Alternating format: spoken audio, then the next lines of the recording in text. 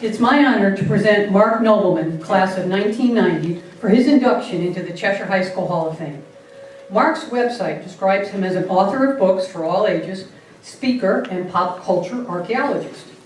Marc's career in media began at the age of 9, when his Mother's Day poem was published in the Cheshire Herald. As a Norton Elementary student, Marc designed the first school mascot, a toucan, which, as Marc described, looks surprisingly like the toucan on the Fruit Loops box. So I guess we know what cereal Marc enjoyed as a youngster. As a Cheshire High School student, Marc designed the cover for the yearbook for the class of 1990, which interestingly did not have a title, so Marc's design conveyed the spirit of that yearbook. Marc is the author of numerous nonfiction and fiction books. One of Marc's books, Bill the Boy Wonder, the secret co-creator of Batman, is the first published biography of Bill Finger, the initially anonymous and co-creator and original writer of Batman. And it's the basis of a Hulu documentary, Batman and Bill, which chronicles Marc's 9-year campaign to get Finger's name added to the official Batman credit line. The sketches that Marc shared in Miss Topol's English class evolved into cartoons, which have appeared in more than 100 publications, including the Wall Street Journal, Harvard Business Review, Good Housekeeping, and Forbes. Marc has delivered talks regarding his works in more than 30 states and 12 countries. And currently, Marc and his family live in Maryland. And it's my pleasure to welcome Marc into the Cheshire High School Hall of Fame.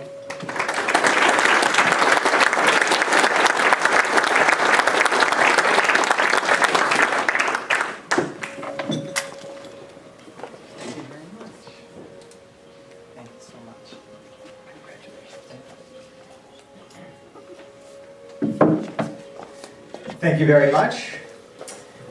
Thank you to the Alumni Association for giving me this honor. I have to be fully honest, I did not know that Cheshire High School had a Hall of Fame until I got your email, so it's definitely a double surprise and double honor for that.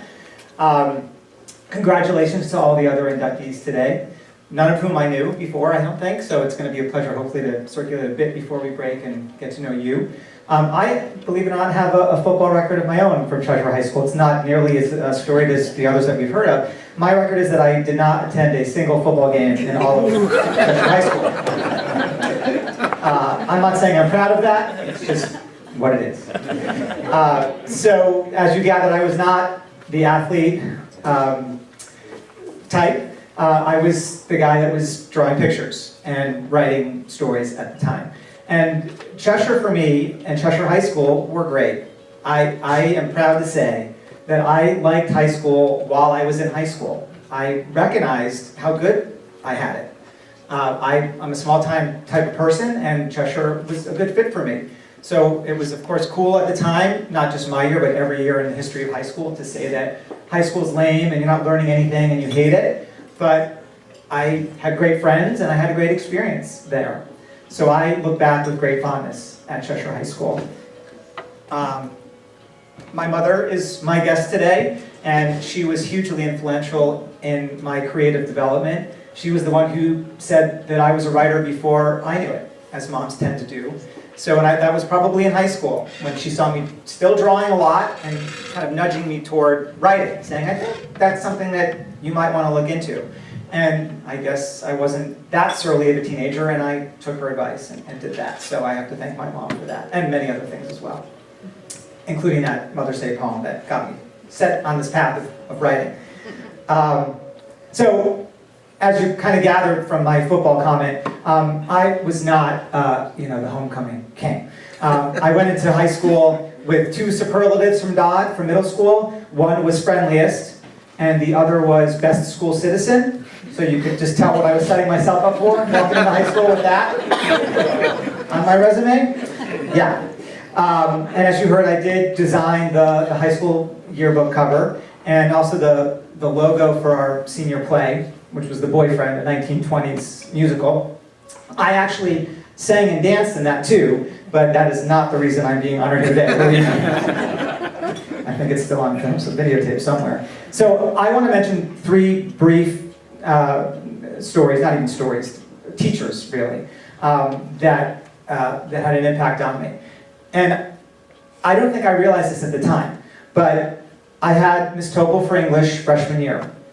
she's not here, is she? I saw you gesture, I wasn't sure if she was here. I hadn't seen her. So I had Miss Topol, and I was a good student coming into high school, and my first English quiz, and English was my best subject. My first English quiz, I got a D.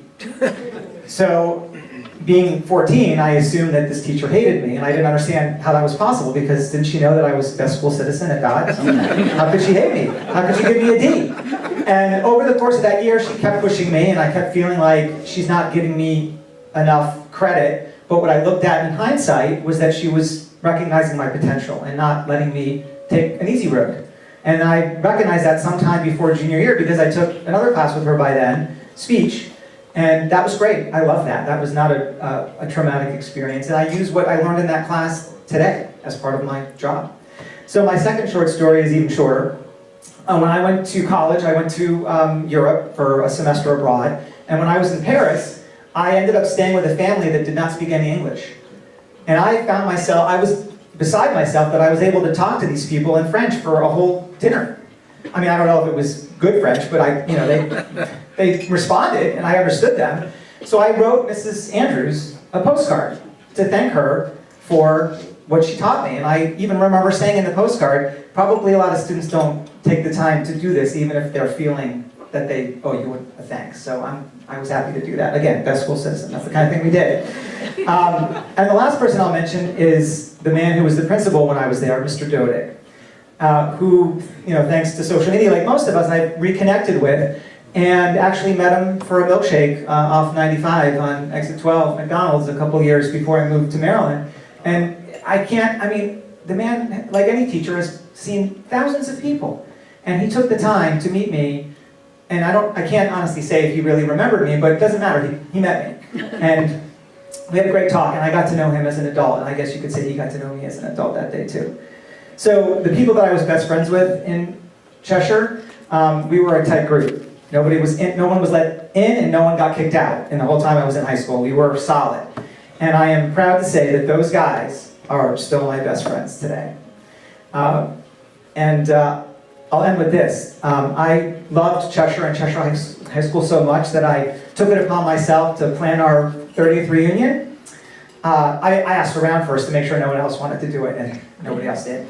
So I was happy to do that, and I sent the email to my class on March 12th, 2020, which was a couple hours before the entire planet screeched to a halt. So I got literally no replies, none. Not a single, not even a, dude, there's a pandemic going on, not even that. So of course that was postponed a year and a half. We had it, Sarah is my class, we had it this past November. So we did have it not too much later. So, and I'm happy to say that people showed up. When you're best school citizen and you email people about a school event, usually, it's kind of a red flag, right? But people showed up and we had a great time. And I think we're pretty safe to say we're going to have more fun reunions after this one. So thank you all for listening to my little memories about Cheshire High School. And again, congratulations to the other inductees, and thank you again for this honor.